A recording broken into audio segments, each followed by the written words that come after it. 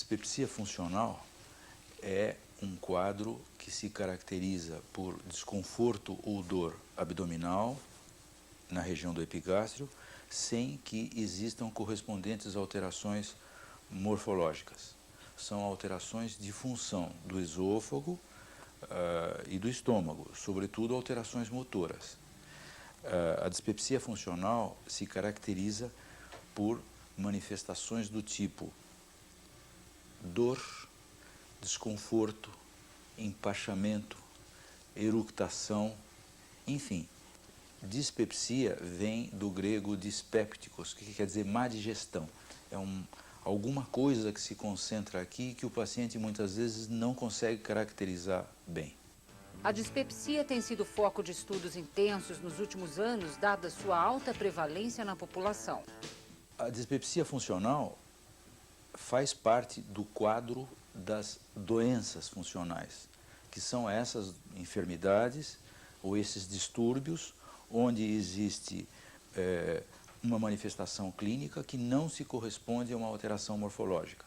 Outras alterações funcionais podem ser, por exemplo, a síndrome do intestino irritável, onde existe diarreia, obstipação intestinal, dor abdominal, e o paciente é extensamente investigado e você não acha uma causa orgânica para isso. A obstipação intestinal é outro exemplo disso.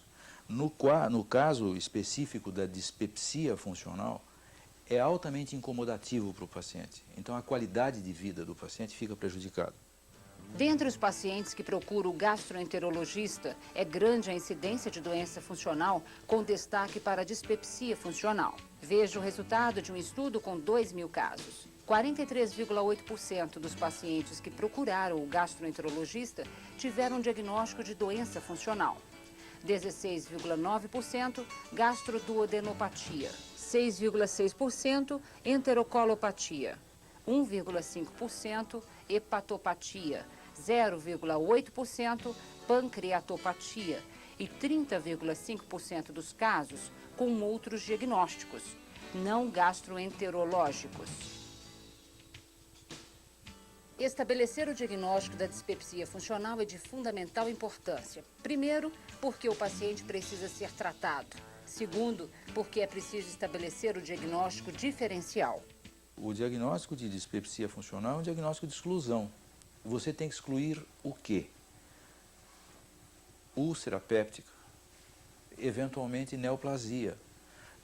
O câncer de esôfago, como todos nós sabemos, é um câncer que se manifesta tardiamente em termos clínicos.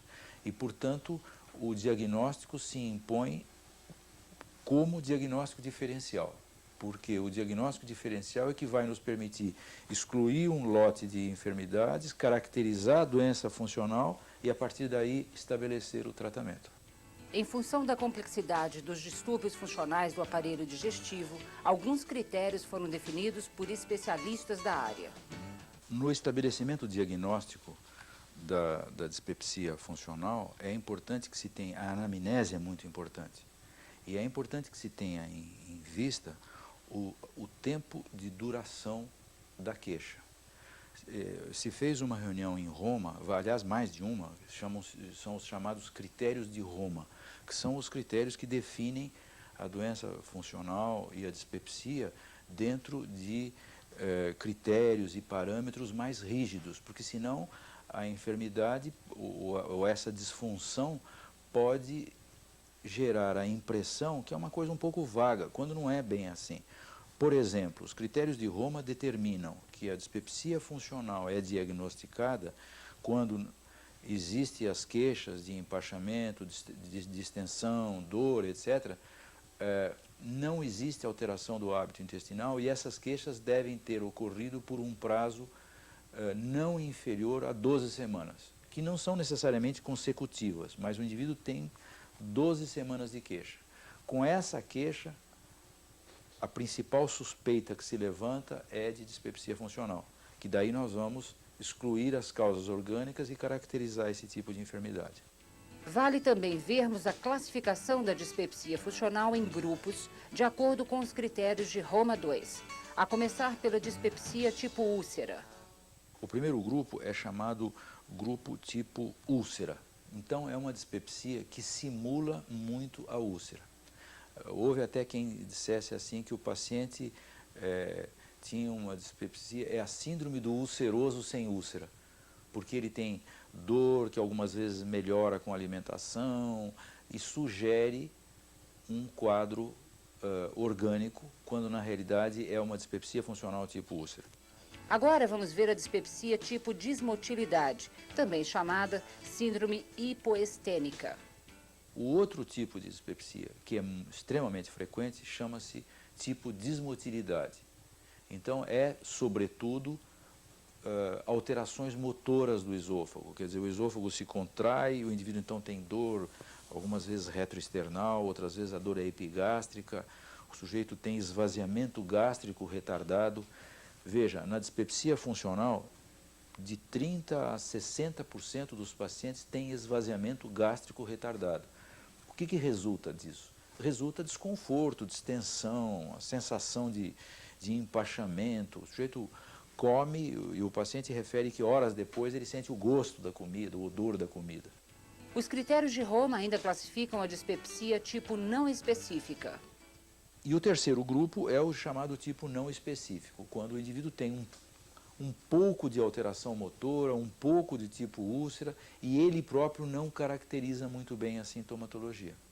O processo de diagnóstico da dispepsia funcional, sem dúvida, começa por uma boa relação médico-paciente, quando da anamnese. A anamnese é um processo fundamental em gastroenterologia,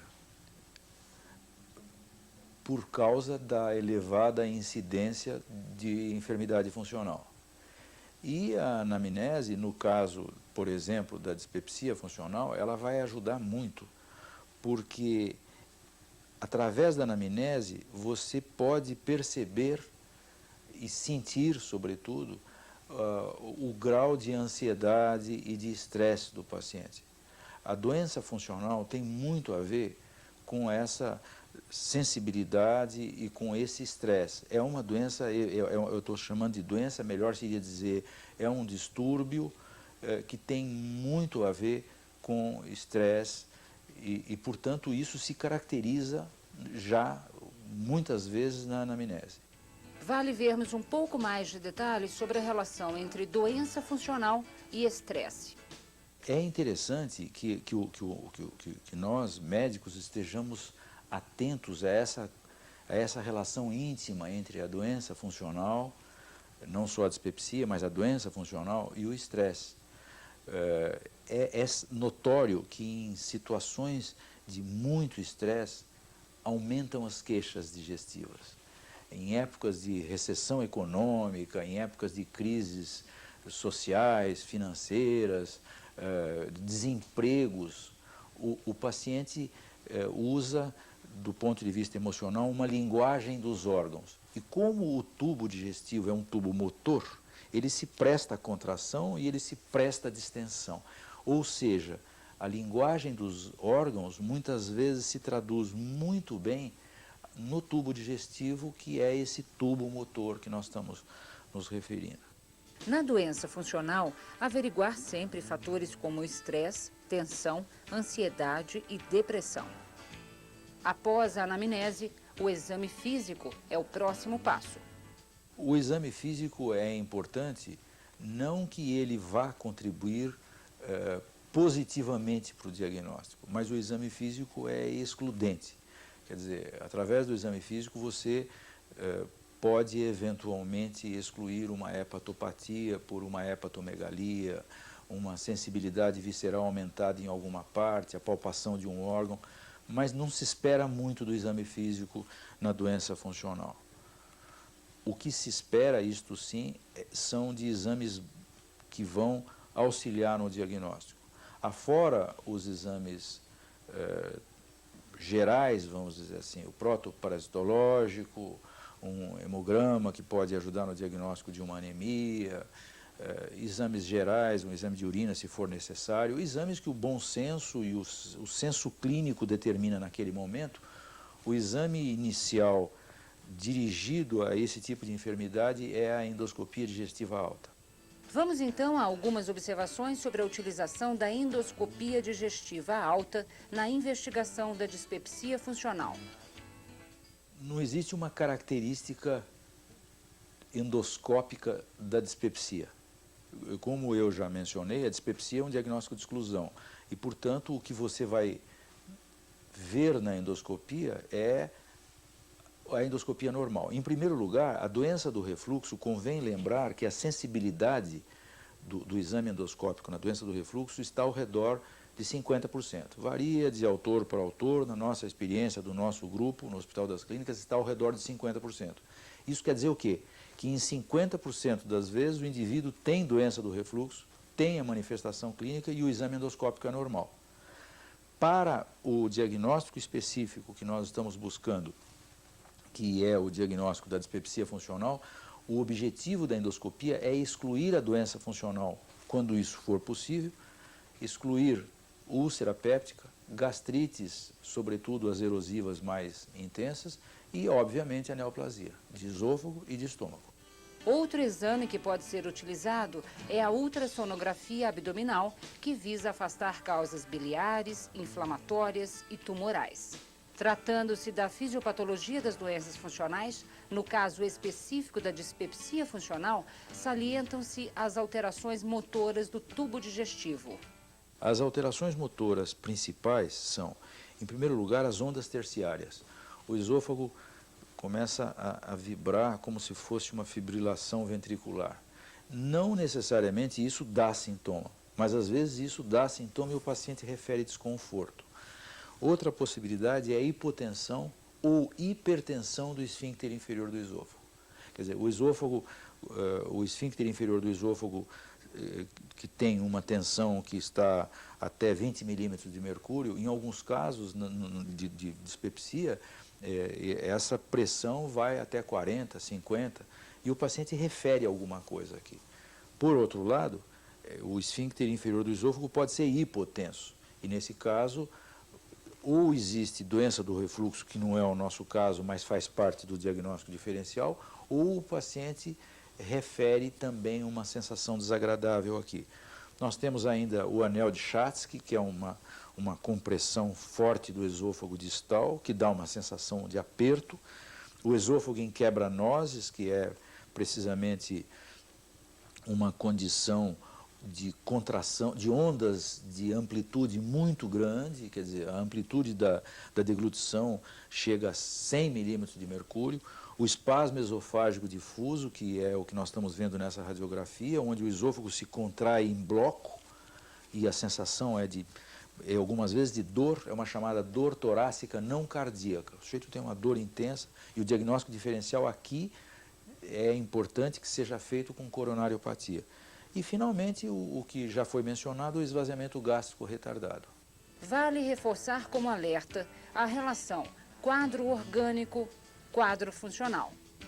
Agora, é importante ter em mente que, independente da alteração funcional do tubo digestivo, o paciente pode ter também uma alteração orgânica. E as duas têm uma via final comum, que é a dor, que é o desconforto, que é a dispepsia. Então, o fato do indivíduo ter um quadro funcional não exclui que ele tenha um quadro orgânico, até pelo contrário, muitas vezes o quadro orgânico é exacerbado pela característica funcional que acompanha. O tratamento da dispepsia funcional engloba uma série de medidas. O primeiro módulo é comportamental. O médico deve instruir o paciente quanto aos seus hábitos de alimentação. Comer devagar, a taquifagia é muito comum, o paciente é agitado e também come rapidamente, e essa ingestão, nós estamos falando de pacientes que têm em geral esvaziamento gástrico retardado, alterações motoras, essa ingestão rápida é altamente prejudicial. O paciente deve evitar, caso a caso, os alimentos gordurosos retardam o esvaziamento gástrico mais ainda. A dieta de fibras é muito boa, porque a digestão é muito fácil e ela também contribui para a motilidade, motilidade intestinal. E também a qualidade de vida. Quer dizer, o paciente alguma coisa tem que mudar na qualidade de vida do paciente, que eventualmente não deve estar bem, porque ele está dando manifestações somáticas de que alguma coisa não está bem. Então, algumas vezes é diminuir o ritmo de vida, outras vezes é instruir o paciente para que aumente as suas horas de lazer, etc, etc, etc. Dentre as recomendações sobre hábitos de vida, temos ainda prática regular de exercícios físicos, suspensão do tabagismo, lazer e verificar outros fatores associados, como, por exemplo, o estresse e a depressão. O segundo plano de tratamento, o segundo módulo de tratamento é o plano medicamentoso. E esse, obviamente, é administrado pelo médico conforme a queixa do paciente. Plano medicamentoso do tratamento das alterações funcionais do aparelho digestivo. Antissecretores, procinéticos, psicotrópicos, antidepressivos e ansiolíticos, anficéticos, anticolinérgicos, laxantes.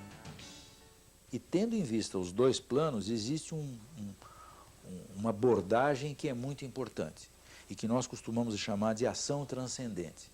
A pergunta é a seguinte: por que diante de uma doença funcional, o paciente, a medicação não funciona com um médico e a mesma medicação, o mesmo procinético ou o mesmo anticolinérgico que não funciona com esse, funciona com esse?